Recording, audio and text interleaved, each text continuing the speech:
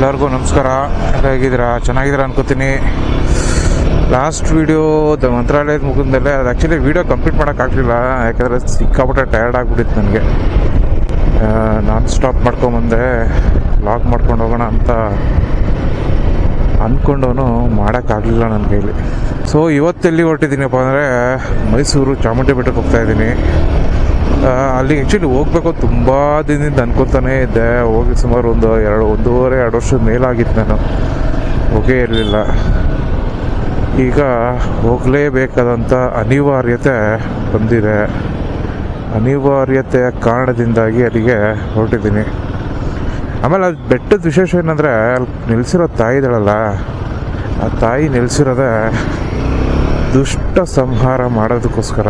ಹಂಗೆ ನಿಮ್ಮ ಜೀವನದಲ್ಲಿ ಯಾರಾದ್ರು ದುಷ್ಟರಿದ್ದರೆ, ಈ ಬೇಡದೇ ಇರೋಂತಹ ಅಡ್ಡದಾರಿಗಳಿರ್ತಾವಲ್ಲ, ಈ ವಾಂಚಾರ ಹಾಳು ಮೂಳು ಅಂದ್ಕೊಂಡು ಇಂಥದ್ದೇನಾದ್ರು ನಿಮ್ಮ ಮೇಲೆ ಪ್ರಯೋಗ ಆಗಿದೆ ಅನ್ನೋ ಅನುಮಾನ ನಿಮಗಿದ್ರೆ ಆ ತಾಯಿ ಹತ್ರ ಹೋಗಿ ರಕ್ಷಣೆ ಕೋರ್ತು ಅಂದರೆ, ಆಕೆ ನೆಲೆಸಿದ ಉದ್ದೇಶನೇ ದುಷ್ಟ ಸಂಹಾರ ಮಾಡೋಕ್ಕೆ. ಈ ದುಷ್ಟ ಸಂಹಾರನೂ ಆಕೆನೇ ಮಾಡ್ತಾಳೆ, ತಲೆ ಕೆಡಿಸ್ಕೊಳ್ಳೋ ಅವಶ್ಯಕತೆ ಇಲ್ಲ ನಮಗೆ. ಹಂಗೆ ಹೋಗ್ಬೇಕು ಅಂತ ಅನ್ಕೋತಾ ಇದ್ದೆ. ಆಮೇಲೆ ಮನಸ್ಸಿಗೆ ಸ್ವಲ್ಪ ಸರಿ ಇರಲಿಲ್ಲ, ಮನಸ್ಸು ಕೆಟ್ಟಿತ್ತು. ಹೋಗೋಣ ಅಂತ ಅಂದ್ಕೊಂಡು, ಆಮೇಲೆ ಒಬ್ಬೊಬ್ರಿಗೂ ಒಂದೊಂಥರ ಇರುತ್ತೆ. ಕೆಲವರು ಮನಸ್ಸು ಕೆಟ್ಟಾಗ ಎಣ್ಣೆ ಹೊಡಿತಾರೆ, ಕೆಲವರು ಸಿಗರೇಟ್ ಸೇರ್ತಾರೆ, ಇನ್ನೂ ಏನೇನೋ ಮಾಡ್ತಾರೆ. ಆದರೆ ನನಗೆ ಮನಸ್ಸು ತುಂಬ ಗೊಂದಲ ಅಥವಾ ತುಂಬ ಅಪ್ಸೆಟ್ ಆದಾಗ ನಾನು ಮಾಡೋವಂಥದ್ದು ಒಂದೊಳ್ಳೆ ಲಾಂಗ್ ರೈಡ್ ಹೋಗ್ತೀನಿ. ಇದು ನನ್ನ ಅಡಿಕ್ಷನ್. ನನಗೆ ಲಾಂಗ್ ರೈಡ್ ಹೋಗಿ ಬಂತು ಅಂದರೆ ಏನೋ ಒಂಥರ ಮನಸ್ಸು ನಿರಾಳ ಆಗುತ್ತೆ. ಒಬ್ರದ್ದು ಒಂದೊಂದು ವಿಧಾನ, ಇದು ನನ್ನ ವಿಧಾನ. ಬೆಳಗ್ಗೆನೇ ಬಿಟ್ಟೆ ಗುರು ಮನೆ, ಬಟ್ ಸಿಕ್ಕಾಪಟ್ಟೆ ಟ್ರಾಫಿಕ್ ಆ್ಯಸ್ ಯೂಶುವಲ್. ಅಂದರೆ ನನ್ನ ಕೆಲಸ ಆಯಿತು, ಮನೆ ಬಿಟ್ಟಾಗಲೇ ಹೆಚ್ಚು ಕಮ್ಮಿ 9 ಗಂಟೆ, 8:45, 9 ಆಯ್ತು ನನಗೆ. ಒಂದು ಸತಿ ಹೊರಟು ಏನೋ ಮರೆತು ಮತ್ತೆ ಮನೆಗೆ ವಾಪಸ್ ಬಂದೆ. ಮನೆಗೆ ಬಂದು ಈಗ ಹೊರಡ್ತಾ ಇದ್ದೀನಿ. ಸಿಟಿ ಮೇಲೆ ಹೋದ್ರೆ ಟ್ರಾಫಿಕ್ ಅನ್ನೋ ಕಾರಣಕ್ಕೆ ಇಲ್ಲ, ನೆಕ್ಸ್ಟ್ ರೋಡಲ್ಲಿ ಎತ್ಕೊಳ್ಳೋಣ ಅಂದ್ಕೊಂಡು ಬಂದೆ. ನನ್ನ ವೀಡಿಯೋ ಫಾಲೋ ಮಾಡೋರು ಗೊತ್ತೇ ಇರುತ್ತೆ, ನಾನು ಮೈಸೂರು ರೋಡಲ್ಲಿ ಹೋಗೋನೇ ಇಲ್ಲ. ನನಗೆ ಇಷ್ಟನೇ ಆಗ್ತಾಯಿಲ್ಲ ಮೈಸೂರು ರೋಡ್ ಎಕ್ಸ್ಪ್ರೆಸ್ ವೇ ಆದಮೇಲೆ. ಎಕ್ಸ್ಪ್ರೆಸ್ ವೇ 4 ವೀಲರ್ಗಳಿಗೆ ಅದ್ಭುತ, ಬಟ್ 2 ವೀಲರ್ಗಳಿಗೆ ನರಕ. ಅದು 150 ಹಂಪ್ಸ್ಗಳಲ್ಲಿ ಹೋಗಿ ಬಂದು ಸಾಕಾಗೋಗುತ್ತೆ. ಅದಕ್ಕೋಸ್ಕರ ಕನಕಪುರ ರೋಡಲ್ಲೇ ಹೋಗೋಣ ಅಂತ ಅಂದ್ಕೊಂಡೆ. ಸಿಟಿ ಮೇಲೆ ಹೋಗೋದಾಗಿತ್ತು, ಬಟ್ ಸಿಟಿ ಮೇಲೆ ಹೋದರೆ ಸ್ವಲ್ಪ ಸಮಸ್ಯೆಗಳು ಆಗ್ರ. ಅಲ್ಲಿ ಇಲ್ಲೇ ಇಷ್ಟು ಟ್ರಾಫಿಕ್ಕು, ಇನ್ನೆಲ್ಲದಕ್ಕೆ ಕೇಳೋಂಗೆ ಇಲ್ಲ, ಅಷ್ಟು ಹೆವಿ ಟ್ರಾಫಿಕ್ ಇರುತ್ತೆ. ಆಮೇಲೆ ಮೈಂಡ್ ರಿಲ್ಯಾಕ್ಸಿಂಗೆ ಸೋಲೋ ರೈಡಿಗೆ ಕೆಲಸ ಮಾಡ್ತಿದ್ರು. ಜೊತೆಯಲ್ಲಿ ಯಾರು ಬಂದರೂ ಕೂಡ ಮನಸ್ಸು ಆರಾಮ ಅನಿಸಲ್ಲ. ಆಗಲೇ ಹೇಳ್ತಿದ್ನಲ್ಲ, ಹಾಗೆ ಮನಸ್ಸು ತುಂಬ ಕೆಟ್ಟಾಗ ಈ ಸೋಲೋ ರೈಡ್ ಅನ್ನೋದಿದೆಯಲ್ಲ, ಇದು ಒಂಥರ ಟಾನಿಕ್ ಇದ್ದಂಗಿದು. ಯಾಕಂದರೆ ನಮ್ಮಲ್ಲಿರೋ ಗೊಂದಲಗಳನ್ನ ಈಗ ಇಲ್ಲೇ ಇರಲಿ, ನಾವೇನೇ ಮಾಡ್ತಾ ಇರಲಿ, ನಮ್ಮ ಸುತ್ತಮುತ್ತ ಜನ ಇದ್ದೇ ಇರ್ತಾರೆ. ನಮ್ಮ ಜೊತೆಗೆ ನಾವು ಹೆಚ್ಚಿಗೆ ಮಾತಾಡ್ಕೊಳ್ಳೋಕೆ ಅವಕಾಶ ಸಿಕ್ಕಲ್ಲ, ಫೋಕಸ್ ಇರೋಲ್ಲ.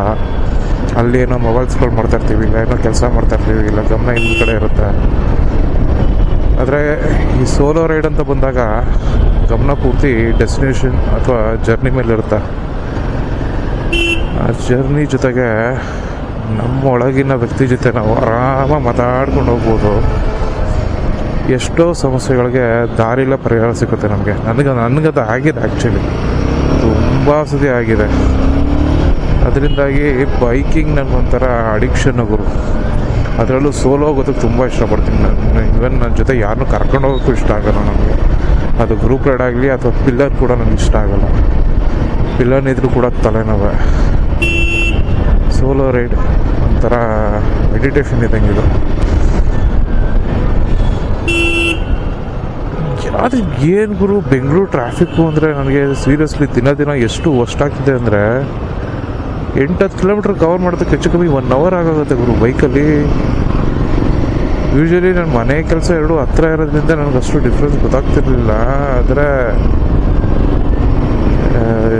ಸ್ವಲ್ಪ ಈ ಥರ ರೈಡ್ಸ್ಗೆ ಅಂತ ಬಂದಾಗಲೇ ನಾನು ಈ ಥರ, ಅದು ಸಾಧಾರಣಕ್ಕೆ ಔಟ್ಸ್ಕರ್ಟ್ಸ್ ಹೊರಟೋಗ್ತೀನಿ ನೈಸ್ ರೋಡ್ ಕನೆಕ್ಟ್ ಮಾಡಿಕೊಂಡು, ಆದರೂ ಕೂಡ ಇಷ್ಟು ಹೆವಿ ಹೆಕ್ಟಿಕ್ ಟ್ರಾಫಿಕ್ ಆಗಿದೆ. ಎಲ್ಲಿಂದೆಲ್ಲಿಗೂ ಪಾಸ್ ಆಗೋಕ್ಕಾಗಲ್ಲ ಗುರು. ಬೆಂಗಳೂರು ಟ್ರಾಫಿಕ್ ಮೇಜರ್ ರೀಸನ್ನೇ ಈ ಟೆಕ್ಕಿಗಳಿಂದನೇ ಟ್ರಾಫಿಕ್ಕು. ಹಾಳಾದವರು ಬರೀ ಕಾರೇ ಗುರು. ಒಬ್ಬೊಬ್ಬ ಒಂದೊಂದು ಕಾರಲ್ಲಿ ಒಬ್ಬನೇ ಇರ್ತಾನೆ. ಅವನೊಬ್ಬಂಗೆ ಅಷ್ಟು ದೊಡ್ಡ ಕಾರ್ ಅವಶ್ಯಕತೆ ಏನಿರುತ್ತೆ ಗುರು. 2 ವೀಲರ್ ಎತ್ಕೊ ಓಡಾಡಿದ್ರೆ ಆಯಿತು. ಇಲ್ವಾ ಅಟ್ಲೀಸ್ಟ್ ಕಾರ್ ಪೂಲ್ ಮಾಡ್ಕೋಬೋದು. ಅದೇ ಆಫೀಸಲ್ಲಿ ಇರ್ತಾರೆ, ಅವರವರೇ ಮಾತಾಡ್ಕೊಂಡು ಕಾರ್ ಪೂಲಿಂಗ್ ಮಾಡಿಕೊಂಡು ಒಂದಷ್ಟು ಏನಾದರೂ ಕಾಂಟ್ರಿಬ್ಯೂಟ್ ಮಾಡೋಣ ಅನ್ನೋದು ಈ ಕಿತ್ತೋದು ನನ್ನ ಮಕ್ಕಳ ತಲೆಗೆ ಬರೋದೇ ಇಲ್ಲ. ಪ್ರೆಸ್ಟೀಜ್ ಅನ್ನೋದು ಪ್ರಪಂಚ ಹಾಳು ಮಾಡ್ತಾಯಿದೆ ಅನ್ನೋದು ಇದಕ್ಕೆ. 2 ವೀಲರ್ ಆದರೂ ಓಕೆ, ಅರ್ಥ ಮಾಡ್ಕೋಬೋದು. ಸುಮ್ಮನೆ ಗೌರ್ಮೆಂಟಿಗೆ ದೂಷಿಸಿದ್ರೆ ಎಲ್ಲಿಂದ? ಪ್ರತಿದಿನ ಸಾವಿರಾರು ಜನ ಬರ್ತಾ ಇದ್ದಾರೆ. ತುಂಬ ಕಷ್ಟ ಇದೆ ಬೆಂಗಳೂರು. ಇಲ್ಲಿ ರೆಂಟ್ಗಳು, ಇಲ್ಲಿ ಟ್ರಾಫಿಕ್ಕು, ಇದನ್ನೆಲ್ಲ ಬ್ಯಾಲೆನ್ಸ್ ಮಾಡೋದು ಸ್ಟ್ರೆಸ್ಗೆ ಇನ್ನೊಂದು ಹೆಸರೇ ಬೆಂಗಳೂರು. ಆಮೇಲೆ ಗಾಡಿದು ಸರ್ವಿಸ್ ಮಾಡಿಸ್ದೆ. ಲಾಸ್ಟ್ ರೈಡಲ್ಲೇ ಹೇಳಿದೆ ಮಾಡಿಸ್ಬೇಕು ಅಂತ. ಸರ್ವಿಸ್ ಮಾಡಿಸ್ದೆ. Service charge actually brake shoe ಎಲ್ಲ ಚೇಂಜ್ ಮಾಡಿದೆ. ಬ್ರೇಕ್ ಶೂಗಳು ಹೋಗ್ಬಿಟ್ಟಿತ್ತು. ಬಟ್ ನನಗೆ ಅದು ಶಾಕಿಂಗ್. ಬರೀ 5,000 ಕಿಲೋಮೀಟ್ರಿಗೆ ಇನ್ನೂ 5,000 ಕಂಪ್ಲೀಟ್ ಆಗಿಲ್ಲ. 4,000 ಕಿಲೋಮೀಟ್ರಿಗೆ ಬ್ರೇಕ್ ಶೂ ಹೋಗ್ಬಿಟ್ಟಿದೆ. ಸಿಕ್ಕಾಪಟ್ಟೆ ಕಾಸ್ಟ್ಲಿ ಗುರು ಬ್ರೇಕ್ ಶೂ. ಅರೌಂಡು 3,000 ಆಯಿತು ಬ್ರೇಕ್ ಶೂ ಕಾಸ್ಟು. ಎಲ್ಲ ಬೈಕರ್ಸ್ ಹೊರಟವ್ರೆ ರೈಡ್ಗೆ. ಬೈಕರ್ಸ್ನ ನೋಡಿದ್ರೆ ಒಂಥರ ಖುಷಿ ಗುರು. ಇದು ಕಿಕ್ಕು ಗುರು ಅನ್ನೋದು. ಹಳೆ ಹಿಮಾಲಯನ ಓಡಿಸ್ಬಿಟ್ಟು ನನಗೆ ಒಂಥರ ಮೆಣಸಿನ್ಕಾಯಿ ಟಂಗೆ ಆಗೋಗಿತ್ತು. ಗಾಡಿ ಸಕ್ಕದಾಗಿತ್ತು. ಅದನ್ನು ಅದರಲ್ಲಿ 2 ಪ್ರಾಬ್ಲಮ್ ಇದ್ದಿದ್ದು. ಒಂದು, ಟ್ಯೂಬ್ಲೆಸ್ ಟೈರ್ ಇರಲಿಲ್ಲ. 2ನೇದು ಪವರ್ ಇರಲಿಲ್ಲ ಗುರು. ಇಲ್ಲಾಂದಿದ್ರೆ ನಾನು ಆ್ಯಕ್ಚುಲಿ ಫೇಸರ್ ತೊಗೊಳ್ಳೋ ಟೈಮಲ್ಲೇ ಕಾಣ್ಬಿಡ್ತು ಹಿಮಾಲಯನ್. ನನಗೆ ಆ್ಯಕ್ಚುಲಾಗಿ ಉಳಿದಿದ್ದೆ ಅದು. 2 ಬೇಜಾರಾಗಿದ್ದು. ಬಟ್ ಈ ಸತಿ ಅದು ಪ್ರಾಬ್ಲಮ್ಮೇ ಸಾಲ್ವ್ ಮಾಡ್ಬಿಟ್ಟಮ್ಮ. ಥರ ಖುಷಿ ಆಗುತ್ತೆ ಗಾಡಿ ಓಡಿಸೋ. ಅದ್ರಲ್ಲೇ ಬೇರೆ ಗುರು. ಈ ರಾಯಲ್ ಎನ್ಫೀಲ್ಡ್ ಅವ್ರದ್ದು ದಿ ಬೆಸ್ಟು. ಕ್ಲಾಸಿಕ್ ಆದಮೇಲೆ ಬೆಸ್ಟ್ ಗಾಡಿ ಇದು. ಕ್ಲಾಸಿಕ್ ಹೆಂಗೆ ಅಂತ ಹತ್ರ ಆರಾಮಾಗಿ ಕ್ರೂಸ್ ಮಾಡ್ಕೊಂಡು ಹೋಗೋರು ಕರೆಕ್ಟಾಗಿದೆ. ಈಗ ನಮ್ಗೆ ಸ್ವಲ್ಪ ಈಗ 3 ಡಿಜಿಟಲ್ಲಿ ನಾವು ಕ್ರೂಸ್ ಮಾಡ್ತೀವಿ ಅನ್ನೋರಿಗೆ ಕ್ಲಾಸಿಕ್ ಆಗಲ್ಲ. ಯಾಕಂದರೆ ಸಿಕ್ಕಾಪಟ್ಟೆ ವೈಬ್ರೇಷನ್ ಗಾಡಿ ಅದು. ಅದೇನಿದ್ರೆ 70-80 ಆರಾಮಾಗಿ ಹೋಗ್ತೀವಿ ಅನ್ನೋರಿಗೆ ಕ್ಲಾಸಿಕ್ ಚಂದ. ನಮಗೆ ಆ್ಯಕ್ಚುಲಿ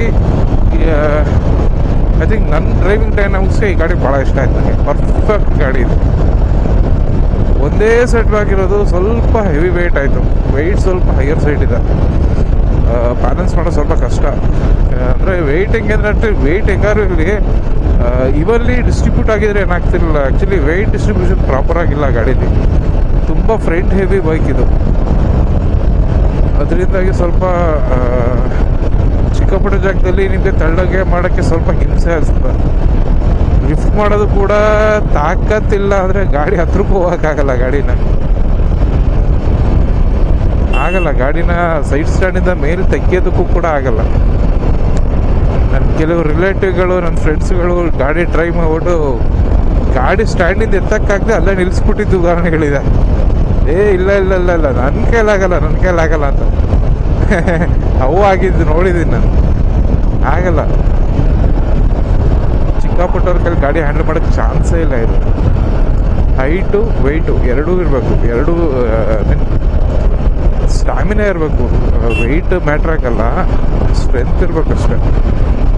ಸ್ಟ್ರೆಂತ್ ಇಲ್ಲ ಅಂದರೆ ಇಂಪಾಸಿಬಲ್ ಗಾಡಿ ಇದನ್ನು ಹ್ಯಾಂಡಲ್ ಮಾಡೋದು. ಇವಾಗ ಕನಕಪುರ ಬಿಟ್ಟೆ, ಟೈಮ್ 11:30. ಪರವಾಗಿಲ್ಲ, ಕನಕಪುರದಿಂದ ಆಚೆ ರೋಡ್ ಚೆನ್ನಾಗಿರುವಂಥ ಸೂಚನೆ ಇದೆ. ಯಾಕಂದರೆ ಈ ರೋಡೆಲ್ಲ ಇವಾಗ ಮಾಡಿರೋ ಥರ ಇದೆ. ಮಾರ್ಕಿಂಗ್ಸ್ ಎಲ್ಲ ಸಖತ್ ಬ್ರೈಟ್ ಆಗಿದೆ. ಆ ಲೆಕ್ಕಾಚಾರದಲ್ಲಿ ರೋಡ್ ಈಗ ರೆಡಿ ಮಾಡಿದ್ದಾರೆ ಅಂತ ಅನ್ಕೊಂತೀನಿ. ಇಲ್ಲಿಂದ ಒಂದು 60 ಕಿಲೋಮೀಟ್ರ್ ಇರ್ಬೋದು ಮೈಸೂರು ಮೇ ಬಿ.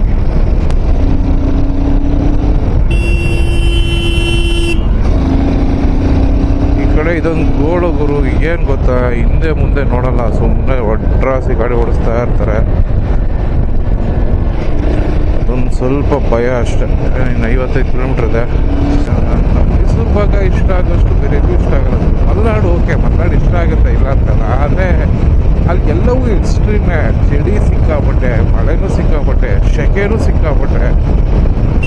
ಟಾಲ್ರೇಟ್ ಮಾಡೋದು ಕಷ್ಟ. ಬಟ್ ನಮ್ಮ ಮೈಸೂರು ಭಾಗ ಇದೆಯಲ್ಲ, ಇದೊಂಥರ ಮಾಡ್ರೇಟ್. ಇದು ಎಲ್ಲವೂ ಒಂದು ಲಿಮಿಟಲ್ಲಿ.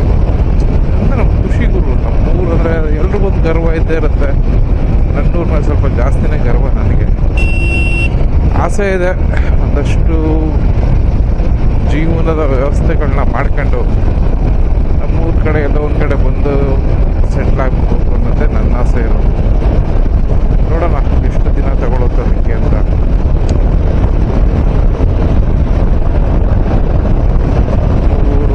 ನೋಡಿ ಚೆನ್ನಾಗಿದೆ ಗುರು, ಖುಷಿ ಆಗ್ತಿದೆ. ಇಷ್ಟಿದ್ರೆ ಆರಾಮಾಗಿ ಹೋಗೋದು. ಚಾಮುಂಡಿ ಬೆಟ್ಟ ಎಂಟ್ರಾದ ಗುರು. ಟೈಮು 12 ಗಂಟೆ.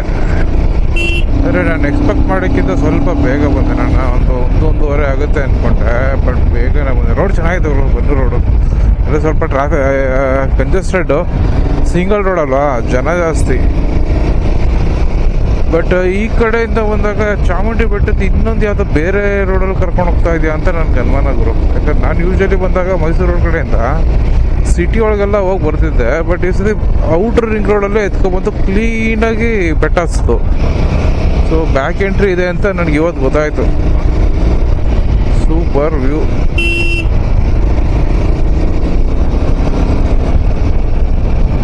ಇವತ್ತು ಜನ ಇದ್ದಾರೆ ಅಂತ ಅನ್ಸುತ್ತೆ. ಜನ ಇದ್ದಾರೆ ಗುರು, ಶಬರಿಮಲೆ ಟೈಮ್ ಬೇರೆ ಅಲ್ವಾ. ಓ ನೋಡಿ, ಇದು ಚಾಮುಂಡಿ ಬೆಟ್ಟ. ಇದು ಇಲ್ಲಿ ಕಾಣ್ತಾ ಇದೆಯಲ್ಲ. ಸೊ ಇಲ್ಲಿಂದ ಹೋಗಿ ಆ ಕಡೆ ಕನೆಕ್ಟ್ ಆಗುತ್ತೆ ಅನ್ಸುತ್ತೆ ಮೋಸ್ಟ್ಲಿ. ಇಲ್ಲಿಂದ ಇನ್ನೊಂದು 6 ಕಿಲೋಮೀಟ್ರ್ ಇದೆ ಅಂದರೆ ದೇವಸ್ಥಾನಕ್ಕೆ. ಈಗ ಆಲ್ರೆಡಿ ನಾನು ಬೆಟ್ಟ ಹತ್ತಕ್ಕೆ ಶುರು ಮಾಡಿದ್ದೀನಿ. ಅಲ್ಲಿ ಲೊಕ್ಯಾಲಿಟಿನೇ ಒಂಥರ ಮಜಾ ಅಂದರೆ ಗುರು, ಸಖತ್ತಾಗಿದೆ. ಒಂಥರ ಕಾಮು. ಮೈಸೂರು ಏನಕ್ಕೆ ಇಷ್ಟ ಆಗುತ್ತೆ ಅಂದರೆ ಇದಕ್ಕೆ ಇಷ್ಟ ಆಗೋದು, ಈ ಸೈಲೆನ್ಸು. ಮೈಸೂರು ಏನಕ್ಕೆ ಚೆಂದ ಅಂದರೆ ಇದಕ್ಕೆ ಗುರು. ಈ ಕಾಮ್ನೆಸ್ಸು ನಮಗೆ ಬೆಂಗಳೂರಲ್ಲಿಲ್ಲ. ಅಲ್ಲೊಂಥರ ತಲೆನೋವು ಒಂಥರ.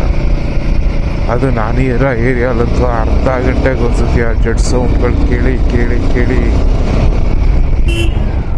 ತಲೆ ಎಲ್ಲ ಕೆಟ್ಟೋಗಿದೆ. ಒಂದು ಸಣ್ಣ ಎಡವಟ್ ಮಾಡಿದೆ ನಾನು, ಒಂದೊಂದು ಸಣ್ಣ ಮಿಸ್ಟೇಕು. ಸಡನ್ನಾಗಿ ಒಂದು ಗಾಡಿ ಬಂತು, ನಿಧಾನಕ್ಕೆ ಹೋಗೋದಿತ್ತು ಸ್ವಲ್ಪ. ಆ ಥರ ಏನು ಮಾಡೋಣ.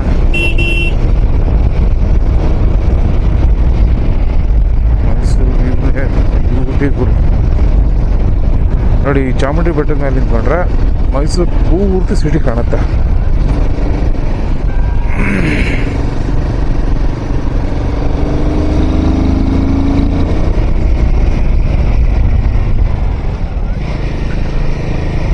ನನ್ನ ಫೇಸರ್ಗೂ ಹಿಮಾಲಯನ್ಗಲ್ಲೂ ನಾನು ಲಾಂಗ್ ರೈಡ್ ಹೋದಾಗ ಒಂದು ಏನು ಅಬ್ಸರ್ವ್ ಮಾಡಿದೆ ಅಂದರೆ, ಫೇಸರಲ್ಲಿ ನಾನು ಪೆಟ್ರೋಲ್ ಬಗ್ಗೆ ಯೋಚನೆ ಮಾಡ್ತಿರ್ಲಿಲ್ಲ. ಅದು ಬರೀ 12 ಲೀಟ್ರ್ ಕೆಪಾಸಿಟಿ ಟ್ಯಾಂಕ್. ಅದು ಯೋಚನೆ ಮಾಡೋ ಪರಿಸ್ಥಿತಿನೇ ಗೊತ್ತಿರಲಿಲ್ಲ ನನಗೆ. ಕಾಮಾಗಿ ಆರಾಮಾಗಿ 1 ಲೀಟ್ರ್ ಇದೆ ಅಂದರೆ ಟೆನ್ಷನ್ ಇದ್ದಂಗೆ. ಬಟ್ ಹಿಮಾಲಯನಲ್ಲಿ ಸ್ವಲ್ಪ ನರ್ವಸ್ ಜಾಸ್ತಿ ಆಗುತ್ತೆ. ಹೆಂಗೆ ಅಂದರೆ, ಅದೇ ಲಾಸ್ಟ್ ಟೈಮ್ ಹೇಳಿದ್ನಲ್ಲ, ಮಂತ್ರಾಲಯ ಟ್ರಿಪ್ ಹೋದಾಗ ರಾತ್ರಿ ಪೆಟ್ರೋಲ್ ಖಾಲಿಯಾಗಿ ಹೋಗ್ತು. ಪೆಟ್ರೋಲ್ ಲಾಸ್ಟ್ ಇದು ಬಂದಾಗ ಇನ್ನೆಷ್ಟು ಕಿಲೋಮೀಟ್ರ್ ಹೋಗ್ಬೋದು ಅಂತ ತೋರಿಸ್ತಾ ಇರುತ್ತೆ. ಅದು ತೋರ್ದಂಗೆ ನೋಡ್ದಂಗೂ ಟೆನ್ಷನ್ನು. ಒಂದು ಪೆಟ್ರೋಲ್ ಬಂಕ್ ಇಲ್ಲ ಹೈವೇಲಿ. ಬೇಡ, ನನ್ನ ಟೆನ್ಷನ್ನು. ಲಾಸ್ಟ್ ಇನ್ನೊಂದು 15-16 ಕಿಲೋಮೀಟ್ರ್ ಇದೆ ಅಷ್ಟೇ ತೋರಿಸ್ತಾ ಇದ್ದಿದ್ದು. ಆ ಗ್ಯಾಪಲ್ಲಿ ನನಗೆ ಒಂದು ಪೆಟ್ರೋಲ್ ಬಂಕ್ ಸಿಕ್ತು. ಎಷ್ಟು ನಿರಾಳಾದೆ ಅಂದರೆ ನನಗಾಗ ಅದೇನೋ ಸಿರಿ ಸಂಭ್ರಮ ಸಿಕ್ಕಂಗೆ ಆಗೋಯ್ತು ನನಗೆ ಸಿಕ್ಕಿದ ತಕ್ಷಣ.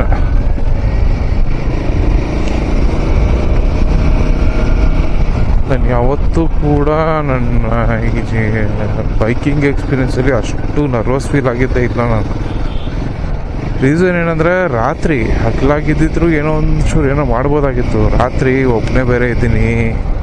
ಸೋಲೋ ರೈಡಲ್ಲಿ ನೋಡಿ, ಇದೊಂದು ಸ್ವಲ್ಪ ರಿಸ್ಕ್. ಏನೋ ಒಂದು ಪ್ರಾಬ್ಲಮ್ ಆದರೂ ಕೂಡ ನಾವೇ ಇಂಡಿಪೆಂಡೆಂಟಾಗಿ ಕಾಲ್ಗಳನ್ನ ತೊಗೋಬೇಕಾಗತ್ತೆ, ಅದನ್ನು ಫೇಸ್ ಮಾಡಬೇಕಾಗತ್ತೆ. ಅದೊಂದು ಸೆಟ್ ಬ್ಯಾಕ್ ಇದೆ ನೋಡಿ ಸೋಲೋ ರೈಡಲ್ಲಿ. ಆದರೆ ಅದು ಸ್ವಲ್ಪ ದೊಡ್ಡ ಸೆಟ್ ಬ್ಯಾಕೇನೆ. ಗಟ್ಸ್ ಇಲ್ಲ ಅಂದರೆ ದಯವಿಟ್ಟು ಹೋಗಬೇಡಿ ಲಾಂಗ್ ರೈಡು. ಆದರೆ ಎಸ್ಪೆಷಲಿ ನೈಟು ಸೋಲೋ ರೈಡ್ ಹೋಗಬೇಡಿ ಅಂತ ನಾನು ಇನ್ಸಿಸ್ಟ್ ಮಾಡ್ತೀನಿ. ನಾನು ಸ್ವಲ್ಪ ಅಭ್ಯಾಸ ಆಗಿದೆ, ಓಡಾಡಿದ್ದೀನಿ, ಅವನು ಧೈರ್ಯದ ನಾನು ಹೋಗ್ತೀನಿ ಅಷ್ಟೇ. ಆಮೇಲೆ ನೈಟ್ ರೈಡ್ಗಳು ಮಾಡ್ಬೇಕಾದ್ರೆ ನಂದು ಇನ್ನೊಂದೇನೆಂದರೆ, ಯಾವುದೇ ಸೋಷಿಯಲ್ ಮೀಡಿಯಾದಲ್ಲಿ ನಾನು ಇಂಥ ದಿನ ಹೋಗ್ತಾಯಿದ್ದೀನಿ, ಇವತ್ತು ಹೋಗ್ತಾಯಿದ್ದೀನಿ, ಇವತ್ತು ಇಲ್ಲಿದ್ದೀನಿ ಅದೆಲ್ಲ ಪೋಸ್ಟ್ ಮಾಡೋಕ್ಕೆ ಹೋಗ್ಬೇಡಿ. ಎಲ್ಲ ಒಳ್ಳೆಯವ್ರು ಇರೋಲ್ಲ, ಯಾರೋ ಕಳ್ಳನ ಮಕ್ಕಳು ಕೂಡ ಫಾಲೋ ಮಾಡ್ತಾ ಇರ್ತಾರೆ. ಅವಕಾಶಗಳನ್ನ ಬಳಸ್ಕೊಳ್ಳುವಂಥ ಎಲ್ಲ ಸಾಧ್ಯತೆಗಳಿರ್ತವೆ. ಇದೊಂದು ಇನ್ಸಿಡೆಂಟ್ ಆಗಿತ್ತು ಆ್ಯಕ್ಚುಲಿ, ನನಗೆ ಗೊತ್ತಿರೋರೊಬ್ರದ್ದು. ಒಂಥರ ಇದ್ದಿದ್ದ ಎಲ್ಲ ವ್ಯಾಲ್ಯೂಬಲ್ಸ್ನ ಕಿತ್ಕೊಂಡು, ವೆಹಿಕಲ್ನ ಕಿತ್ಕೊಂಡು ಸೋಷಿಯಲ್ ಮೀಡಿಯಲ್ಲಿ ಪೋಸ್ಟ್ ಹಾಕಿದ್ದಕ್ಕೆ ಅದೊಂದು ಆಗಿತ್ತು. ಆಮೇಲೆ ಇನ್ನೊಂದು ಆರ್ಟಿಕಲ್ ಓದಿದೆ, ಹಿಂಗೆ ಸೋಷಿಯಲ್ ಮೀಡಿಯಲ್ಲಿ ಪೋಸ್ಟ್ ಹಾಕ್ಬಿಟ್ಟು ಹೋಗ್ತಾಯಿದ್ದೀವಿ ಅಂದ್ಬಿಟ್ಟು ಫುಲ್ ಲಾಕ್ ಮಾಡಿಬಿಟ್ಟು ಹೋಗಿದ್ರು. ಕೈ ಬಂತು, ಮನೇನೇ ರಾಬ್ರಿ ಆಗೋಗಿತ್ತು, ಗುಡ್ಡ ಆ ಥರ ಮಾಡಿಬಿಟ್ಟಿದ್ರು. ಸೊ ಅವೆಲ್ಲ ಸೋಷಿಯಲ್ ಮೀಡಿಯಾಯಿಂದ ಸ್ವಲ್ಪ ಹಾಕ್ಬಿಡಿ ಅಂತ ಹೇಳೋದಕ್ಕಿಂತ ಡಿಲೇ ಮಾಡಿ ಅಂತ ಹೇಳ್ತೀನಿ. ಹೆಂಗೆ ಅಂದರೆ, ನೀವು ಇವತ್ತು ಹೋಗ್ತಿದ್ದೀನಿ ಅಂತ ಅಂದರೆ ಅಟ್ಲೀಸ್ಟ್ ಒಂದು 2 ದಿನ ಬಿಟ್ಟು, 2 ದಿನ 3 ದಿನ ಬಿಟ್ಟು ಅದನ್ನು ಪೋಸ್ಟ್ ಮಾಡಿ. ಆಗ ಸ್ವಲ್ಪ ಸೆನ್ಸ್ ಇರುತ್ತೆ. ನೀವು ಏಕ್ದಮ್ ಎಲ್ಲದನ್ನು ಅಪ್ಡೇಟ್ ಮಾಡ್ಕೊಂಡು ಕೂತ್ಕೊಂತು ಅಂದರೆ will be in too risky ಪೊಸಿಷನ್ಗಳು. ಯಾವ ಕಾರಣಕ್ಕೂ ಆ ಕೆಲಸ ಮಾಡಬೇಡಿ. ನೋಡಿದ್ರೆ ಈಗ ಆ್ಯಕ್ಚುಲಿ ಈ ಮೇನ್ ರೋಡ್ ಕಡೆಯಿಂದ ಬಂದಿದ್ರೆ ಈಗ ಬಂದು ರೀಚ್ ಆಗ್ತಿದ್ವಿ. ಈ ರೋಡಲ್ಲಿ ಬರ್ತಾಯಿದ್ದೆ ನಾನು. ಇಷ್ಟು ವರ್ಷ ಇದರಲ್ಲೇ ಬಂದಿರೋದು. First time actually Kanakapura road ಮೇಲೆ ಬಂದಲ್ಲ, ಗೂಗಲ್ ಮ್ಯಾಪ್ ಕರ್ಕೊಬಂತು. ನೆನಪಿರಲಿ ಫಿಲಮ್ ನೋಡಿದರೆ ನೋಡಿ, ನೆನಪಿರಲಿ ಪಾಯಿಂಟ್ ಇದೆ. ಅವನ್ನ ಊಟನ ಬರ್ತ್ಡೇನ ಮಾಡ್ತಾನಲ್ಲ ಪ್ರೇಮ್, ಅದೇ ಪಾಯಿಂಟಲ್ಲಿ ಮಾಡೋದು. ಇದು ಹೆಂಗಿದೆ ಮೂವಿಲಿ ಹೆಂಗೆ ತೋರಿಸೋನೆ, ಅದು ಬೇರೆ ಕ್ಯಾಮ್ರಾ ಚಮತ್ಕಾರ. ಇನ್ನೇನು ಬಂದೆ, ಇನ್ನೊಂದು 2 ಕಿಲೋಮೀಟ್ರು. ಹಿಮಾಲಯನಲ್ಲಿ ಫಸ್ಟ್ ಟೈಮ್ ಇದು ಬಂದಿದ್ದು ನಾನು. ನೋಡಿ ಇವು ಹೆಂಗಿದೆ ನಮ್ಮ ಮೈಸೂರು.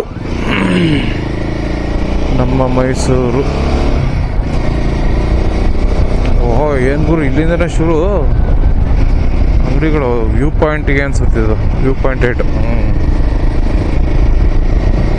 ಈ ಕಡೆ ಹೋದರೆ ನಂದಿ ಇದಿದೆ, ನಂದೀಶ್ವರ ಅಂತ ದೊಡ್ಡ ನಂದಿ ವಿಗ್ರಹ ಇದೆ, ಅಲ್ಲಿಗೆ ಹೋಗ್ಬೋದು. ಅದು ಚೆನ್ನಾಗಿದೆ. ಅವಾಗೆಲ್ಲ ಗಾಡಿ ತುಂಬ ಒಳಗೆಲ್ಲ ಎತ್ಕೋಗ್ತಿದ್ದ ಗುರು ನಾವು. ಈಗ ಪಾರ್ಕಿಂಗ್ಗೆ ಸಪ್ರೇಟ್ ಏರಿಯಾ ಮಾಡ್ಬಿಟ್ಟವ್ರೆ. ಆ ಒಬ್ಬೆಲ್ಲಿ ಹೋಗಿ ಗಾಡಿ ನಿಲ್ಲಿಸಿ ನಡ್ಕೊ ಹೋಗಿದ್ರೆ ಸಾಕಾಗೋಗುತ್ತೆ. ಎಲ್ಲಿ ನಿಲ್ಸಿದ್ದೀವಿ ಅಂತಲೇ ನಾವು ಮರ್ತೋಗ್ಬೇಕು. ಹಂಗೆ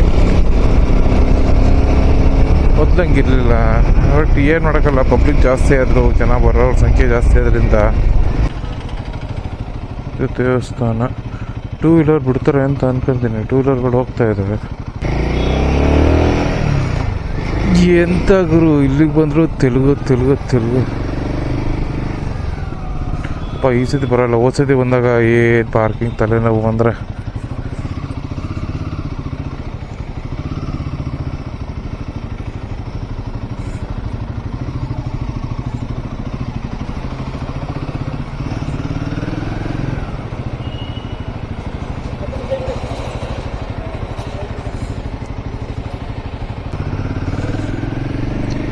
ಟ್ರಿಪ್ ಸದ್ಯ ಇಲ್ಲೇ ಸಿಗ್ತವ್ರು. ಹೋದ ಸತಿ ಬಂದಾಗ ಹಿಂಗೆ ಪಾರ್ಕಿಂಗಲ್ಲಿ ಸುಮಾರು ಕ್ಯೂನೆಲ್ಲ ನನಗೆ ಒಂದು ಅರ್ಧ ಮುಕ್ಕಾಲು ಗಂಟೆ ಆಗಿತ್ತಲ್ಲಿ, ಅಷ್ಟು ಜಾಮು. ಓಕೆ, ದರ್ಶನ ಮುಗಿಸ್ಕೊಂಡು ಸಿಗ್ತೀನಿ.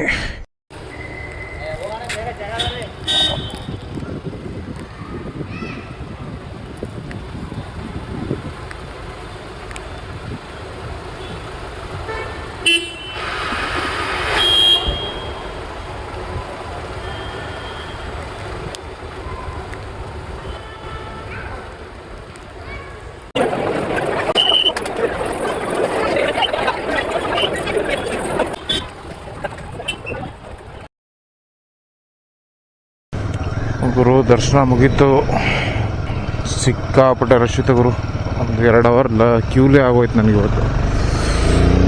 ಟೈಮ್ ಬಂದು 2:30, 6:30 ಆಗ್ಬೋದು ಅನ್ಕೋತೀನಿ ಮೇ ಬಿ ಮನೆಗೆ ಹೋಗೋದು.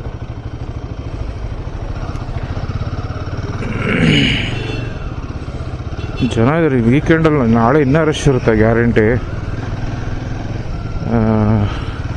ಇವತ್ತೇ ಇಷ್ಟು ರಶ್ಶು, ನಾಳೆ ಇನ್ನೂ ರಶ್ ಇರುತ್ತೆ. ಮಳೆ ಬರುವ ಹಾಗಿದೆ, ಅದು ಒಂದು ಸಮಸ್ಯೆ ಕಾಣ್ತಾ ಇದೆ. ಹೆಣ್ಗೇರ್ಸ್ ಇದೆ, ಏನು ತೊಂದರೆ ಇಲ್ಲ.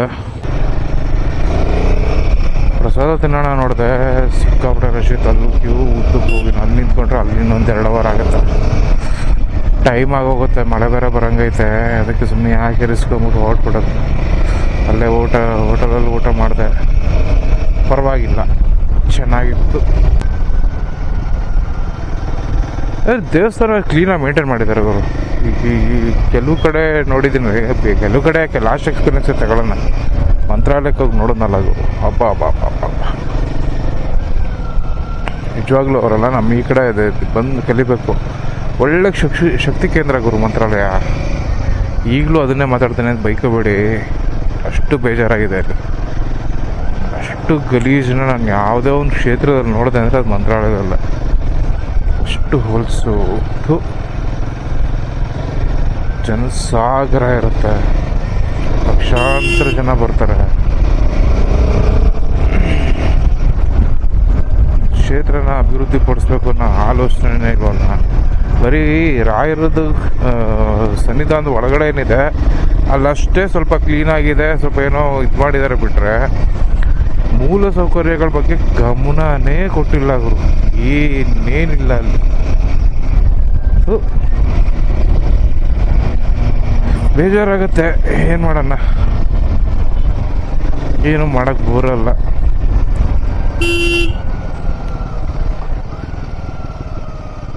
ಸರ್ಕಾರ ಅಲ್ಲಿ ಜನಕ್ಕೆ ಇನ್ನು ಸ್ಯಾನಿಟರಿ ಲೈನ್ಗಳನ್ನೇ ಮಾಡಿಕೊಟ್ಟಿಲ್ಲ ಅಂತಂದಮೇಲೆ ಇವೆಲ್ಲ ಎಲ್ಲಿಂದ ಮಾಡ್ತಾರೆ?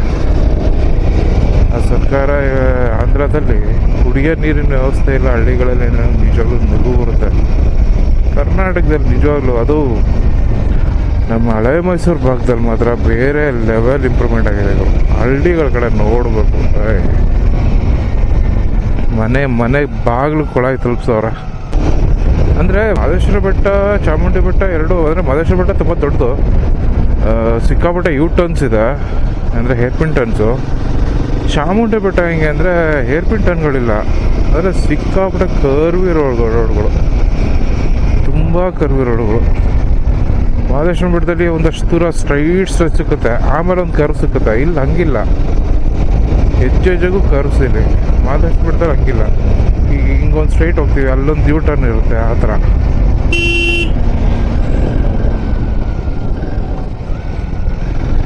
ಇಲ್ಲೇ ಬಂದಿದ್ದ ರೋಡು ಇಲ್ಲೇ ನಂಜನಗೂಡು ಊಟಿ ರೋಡು.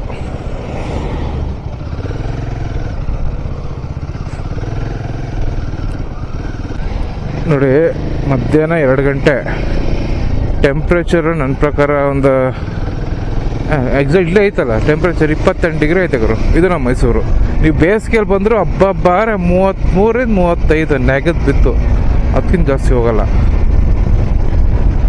ಮೈಸೂರಿನ ಜನ ಏನಕ್ಕೆ ಇಷ್ಟಪಡ್ತಾರೆ ಅಂದರೆ ಇದೇ ಕಾರಣಕ್ಕೆ. ಎಲ್ಲ ಇದೆ ಗುರು, ಬೆಟ್ಟ ಗುಡ್ಡಗಳಿದೆ, ನದಿ ತೀರಗಳಿದೆ. ಸಮುದ್ರ ಕೇಳಬೇಡಿ, ಸಮುದ್ರ ಇಲ್ಲ ಇಲ್ಲಿ. ಬಟ್ ವಾತಾವರಣ ಬೇರೆ, ಇದೊಂಥರ ಮನಸ್ಸಿಗೆ ಒಂಥರ ಆಸ್ಪದ ಕೊಡುವಂಥ ಜಾಗ. ಆಮೇಲೆ ತುಂಬ ಕ್ಲೀನ್ ಸಿಟಿ ಗುರು. ನೀವು ಮೈಸೂರು ಓಡಾಡಿದ್ರು ಎಲ್ಲೂ ನಿಮಗೆ ಅಷ್ಟು ಗಲೀಜ್ ಅಂತ ಕಾಣಲ್ಲ. ಒಂಥರ ಕ್ಲೀನ್ ಸಿಟಿ ಇದು. ಸಿಟಿ ಒಳಗಡೆ ಓಡಾಡಿದ್ರು ಅಷ್ಟೇ, ಒಂದು ತಂಪು ಭಾವನೆ ಇದೆಯಲ್ಲ, ಅದು ಬೇರೆ. ಇದು ನಮ್ಮಂಥವ್ರು ದೇವರು ಅಂತ ಭಕ್ತಿಗೆ ಬಂದರೆ ಇನ್ನೊಂದಷ್ಟು ಜನ ಲವ್ ಬರ್ಡ್ಸ್ಗಳು ಲವ್ ಮಾಡೋಕ್ಕೆ ಬರ್ತಾರೆ. ಅದೊಂದಷ್ಟು ದಾರಿ ಉದ್ದಕ್ಕೂ ಸಿಕ್ಕುತ್ತೆ ನಿಮಗೆ. ಏನು ಮಾಡೋಕ್ಕಾಗಲ್ಲ. ನಾವು ದೂರದಿಂದ ಬಂದವ್ರಿಗೆ ದೇವ್ರು ನೋಡೋಕ್ಕೆ ಅಂತ ಬರ್ತೀವಿ. ಹತ್ರ ಇದ್ದವ್ರಿಗೆ ವಾರ ಮನ್ಸು ಮಾಡಿದ್ರೆ ಪ್ರತಿದಿನವೂ ನೋಡ್ತಾರೆ ಅವರು. ಅದರಿಂದಾಗಿ ಅವರು ಜಸ್ಟ್ ಓಡಾಡೋಕ್ಕೆ ಬರ್ತಾರೆ. ನನ್ನ ಫ್ರೆಂಡ್ಸ್ಗೆಲ್ಲರೂ ಅವರೇ ಚಾಮುಂಡಿ ಬೆಟ್ಟದಲ್ಲಿ ಚುರುಮುರಿ ತಿನ್ನೋಕೆ ಹೋಗ್ತೀನಿ ಗುರು ಅಂತಾರೆ. ಚೆನ್ನಾಗಿರುತ್ತೆ ಚುರುಮುರಿ ಚಾಮುಂಡಿ ಬೆಟ್ಟದಲ್ಲಿ. ಆ ಚುರುಮುರಿ ತಿನ್ನೋಕ್ಕೋಸ್ಕರನೇ ಬೆಟ್ಟ ಅದು ಬರ್ತಾರೆ. ಆ ಥರ ಫ್ರೆಂಡ್ಸು ನನಗೆ ಗೊತ್ತಿದ್ದಾರೆ. ಯಾಕಂದರೆ ನನ್ನ ನೇಟಿವೇ ಮೈಸೂರಾದ್ರಿಂದ ಸಾಕಷ್ಟು ಜನ ಫ್ರೆಂಡ್ಸ್ ಇದ್ದಾರೆ ಇಲ್ಲಿ, ಫ್ರೆಂಡ್ಸು ರಿಲೇಟಿವ್ಸ್ ಎಲ್ಲ ಇದ್ದಾರೆ. ಎಲ್ಲ ಹಾಗೆ ಅಂತಾರೆ, ಚುರುಮುರಿ ತಿನ್ನೋಕೆ ಚಾಮುಂಡಿ ಬೆಟ್ಟಕ್ಕೆ ಹೋಗಿದ್ದೀನಿ ಗುರು ಅಂತಾರೆ. ಒಬ್ಬೊಬ್ರದ್ದು ಒಂದೊಂಥರ ಟೇಸ್ಟ್ ಇರುತ್ತೆ. ಓಕೆ, ಇನ್ನೇನು ಕೊರಿಯೋದು, ಹೋಗ್ತಾ ಹೋಗ್ತಾ ಮುಂದೆ ಸಿಗ್ತೀನಿ. ಆ್ಯಕ್ಚುಲಿ ಈ ವಿಡಿಯೋ ಆದರೂ ಪ್ರಾಪರಾಗಿ ಎಂಡ್ ಮಾಡ್ತೀನಿ ಅಂತ ಅಂದ್ಕೊಂಡಿದ್ದೀನಿ, ಯಾಕಂದರೆ ಇವತ್ತೇನು ಸ್ಟ್ರೈನ್ ಆಗಿಲ್ಲ. ಲಾಸ್ಟ್ 2 ವೀಡಿಯೋನೂ ಪ್ರಾಪರಾಗಿ ಎಂಡ್ ಮಾಡೋಕ್ಕಾಗಲಿಲ್ಲ. ಲಾಸ್ಟ್ ವೀಡಿಯೋಲಿ ಸಿಕ್ಕಾಬಿಟ್ಟು ಸ್ಟ್ರೈನ್ ಆಗಿದೆ. ಎಷ್ಟು ಕಮ್ಮಿ 1300 ಕಿಲೋಮೀಟ್ರ್ ಜರ್ನಿ, ಅದು ಮೆಗಾ ಬ್ಲಾಗ್ ಆಯ್ತದೆ ಎಷ್ಟು ಕಮ್ಮಿ. ಅದು ಆ್ಯಕ್ಚುಲಿ ಇನ್ನೊಂದು 2 ಇನ್ನೂ ನಾನು ಪ್ರಾಪರಾಗಿ ಬಿಟ್ಟಿದ್ದಿದ್ರೆ ಎಡಿಟ್ ಮಾಡಿ ಅಷ್ಟು ಬಿಟ್ಟಿದ್ದೀನಿ. ಇನ್ನು ಫುಲ್ಲಾಗಿ ಬಿಟ್ಟಿದ್ದಿದ್ರೆ ಅದೇ ಇನ್ನೊಂದು 6-7 ಪಾರ್ಟ್ ಆಗಿಬಿಡೋದು. ಅದನ್ನು ಅಷ್ಟು ಎಡಿಟ್ ಮಾಡಿದ್ದೀನಿ. ಅದು ಪ್ರಿವಿಯಸ್ ವ್ಲಾಗಲ್ಲಿ ಬ್ಯಾಟ್ರಿ ಡೆಡ್ ಆಗಿಬಿಟ್ಟಿತ್ತು, ಅದರಿಂದ ಮಾಡೋಕ್ಕಾಗಲಿಲ್ಲ. ಸೊ ಈ ಸತಿ ಸ್ಟ್ರೈನ್ ಅಂತೂ ಏನಿಲ್ಲ, ಬ್ಯಾಟ್ರಿ ಡೆಡ್ ಆಗಬಾರ್ದಲ್ವ, ಅದಕ್ಕೆ. ಯಾಕಂದರೆ ಈಗಲೂ ಇರೋದು ಒಂದೇ ಬ್ಯಾಟ್ರಿನೇ, ಬೆಳಗ್ಗೆಯಿಂದ ಅದನ್ನೇ ಯೂಸ್ ಮಾಡಿದ್ದೀನಿ. ಈಗ ಅದನ್ನು ಸೇವ್ ಮಾಡಿಕೊಂಡು ಪ್ರಾಪರ್ ಒಂದು ಎಂಡಿಂಗ್ ಅಂತ ಕೊಡ್ತೀನಿ ಈ ಒಂದು ಇದರಲ್ಲಿ.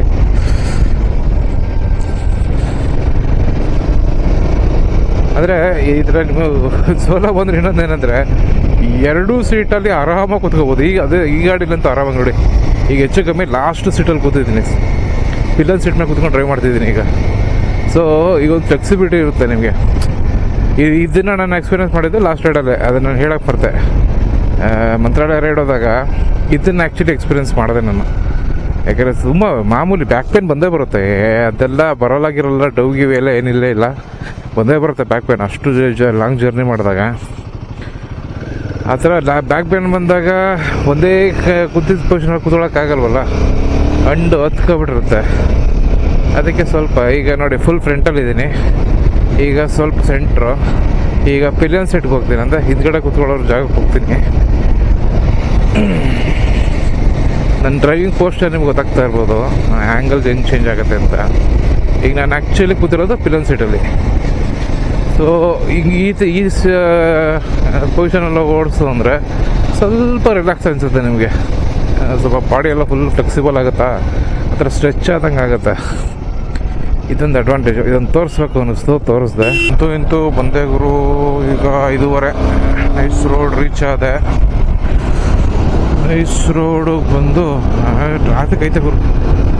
ರಚಿತ್ ಏನು ನನ್ನ ಬ್ಲಾಗಲ್ಲಿ ಬರೀ ಟ್ರಾಫಿಕ್ ಕೇಳಿ ಬೇಜಾರಾಗ್ಬಿಡುತ್ತೆ ನನಗೆ. ಆ್ಯಕ್ಚುಲಿ ನಂಗೆ ಟ್ರಾಫಿಕ್ ಅಂದರೆ ಇರಿಟೇಷನ್. ಆಮೇಲೆ ದಾರಿಲಿ ಮಳೆ ಬೇರೆ ಸ್ಟಾರ್ಟ್ ಆಯಿತು. ಅದು ಹೆಂಗೆ ಅಂದರೆ ಸಡನ್ನಾಗಿ ಮಳವಳ್ಳಿ ಕ್ರಾಸ್ ಆಗ್ತಿದ್ದಂಗೆ ಹೆಂಗೆ ಬಂತು ಅಂದರೆ ಒಂದೇ ಸತಿ ಕರ್ಮ. ಅದೇ ನಾನು ಆಚೆ ಬಂದಾಗೆಲ್ಲ ಮಳೆ ತಗ್ಲಾಕತ್ತೀನಿ ಗುರು, ಅದು ಏನು ಅಂತ ಗೊತ್ತಿಲ್ಲ. ಎಲ್ಲೂ ಮಳೆ ಅನ್ನೋದು ಸೌಂಡೇ ಇರಲ್ಲ.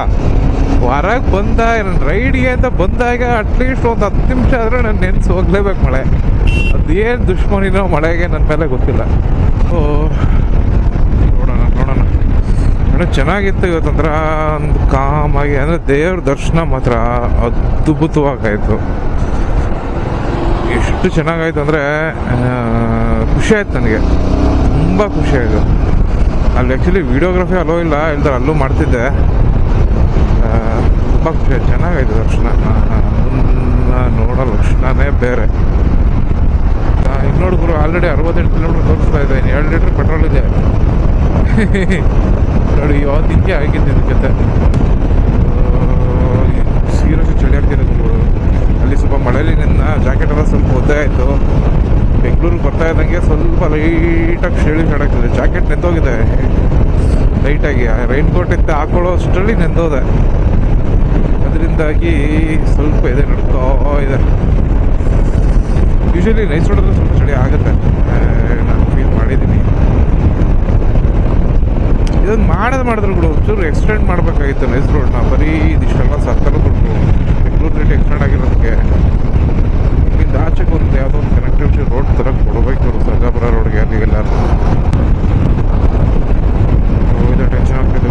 65 ಪೆಟ್ರೋಲ್ ಬಂಕಲ್ಲಿ ಇದೆ. ಈ ಫೇಸರ್ ನನಗೆ ಈ ಸಿಚುವೇಶನ್ ಬಂದೇ ಇಲ್ಲ. ಯಾಕೆ ಫೇಸರ್ದು ಮೈಲೇಜ್ ನಮ್ಗೆ ತುಂಬ ಚೆನ್ನಾಗಿದೆ, ಅರೌಂಡ್ 50 ಬರುತ್ತೆ. ಇದರಲ್ಲಿ ಅರೌಂಡ್ 30 ಬರುತ್ತೆ, 20 ಕಿಲೋಮೀಟ್ರ್ ಮೈಲೇಜ್ ಕಡಿಮೆ. ಸೊ ಅದರಲ್ಲಿ ನನಗೆ ಅಟ್ಲೀಸ್ಟ್ 1 ಲೀಟ್ರ್ ಪೆಟ್ರೋಲ್ ಇದ್ಬಿಟ್ರು ಬೇಕಾದಷ್ಟು ಹೋಗ್ಬೋದು ನಾನು. ಇದರಲ್ಲಿ ಸ್ವಲ್ಪ ಕಷ್ಟ ಆಗೋರು ಅಷ್ಟೇ. ಎಷ್ಟು ಪೆಟ್ರೋಲ್ ಬಂಕ್ ಇಲ್ಲಿದೆ ಇಲ್ಲಿ ಆ ಕಡೆ ರೋಡ್ಗೆ ಹೋದರೆ ಅಲ್ಲೆಲ್ಲೂ ಇಲ್ಲ ಅಂದರೆ ಐ ಮೀನ್ ಮಾತಾಡಿ ಕಡೆ ಹೋಗ್ಬೇಕು. ಅದರಿಂದ ಆಗ್ತಿದೆ ಎಲ್ಲಿ ಸಿಗುತ್ತೆ ಪೆಟ್ರೋಲ್ ಬಂಕು ಅಂತ. ಇಲ್ಲಿ ಪರಪ್ ನಗರ ಗಂಟ ಹೋಗೋಕ್ಕೆ ಚಾನ್ಸ್ ಇಲ್ಲ, ಅಲ್ಲಿ ಗಂಟೆ ಯಾವುದೂ ಇಲ್ಲ ಅನಿಸುತ್ತೆ. ಈ ಕಡೆ ಪರಪ್ ನಗರ ಅಂದರೆ ಸೆಂಟ್ರಲ್ ಜೈಲ್ ಅಂದ್ರೆ ಹೋಗಿ ಲೆಫ್ಟ್ ಹೋಗೋಣ ಅಂತ ಅಂದ್ಕೊಂಡೆ, ಟ್ರಾಫಿಕ್ ಕಡಿಮೆ ಆಗ್ತದೆ ಅಂತ. ಬಟ್ ಆ ರೋಡಲ್ಲಿ ಹೋದ್ರೆ ನನಗೆ ಎಲ್ಲಿ ಪೆಟ್ರೋಲ್ ಬಂಕ್ ಅಲ್ಲೊಂದಿದೆ, ಬಟ್ ಅಲ್ಲಿ ಗಂಟೆ ಹೋಗುತ್ತಾ ಹೋಗ್ಬೋದು. ಸರಿ ಸ್ನೇಹಿತರೆ, ನೆಕ್ಸ್ಟ್ ವೀಡಿಯೋದಲ್ಲಿ ಮತ್ತೆ ಸಿಗ್ತೀನಿ. ಈ ರೈಡ್ನ ಇಲ್ಲೇ ಎಂಡ್ ಮಾಡ್ತೀನಿ. ಯಾರ್ಯಾರು ಈ ವಿಡಿಯೋನ ನೋಡಿ ಇಷ್ಟ ಆಗಿದೆಯೋ ಅವರೆಲ್ಲ ಲೈಕ್ ಮಾಡಿ, ಸಬ್ಸ್ಕ್ರೈಬ್ ಮಾಡಿ, ಫ್ರೆಂಡ್ಸ್ಗೆ ಸಾಧ್ಯ ಬೈಕ್ ಕ್ರೇಜ್ ಇರೋರಿಗೆ ಶೇರ್ ಮಾಡಿ.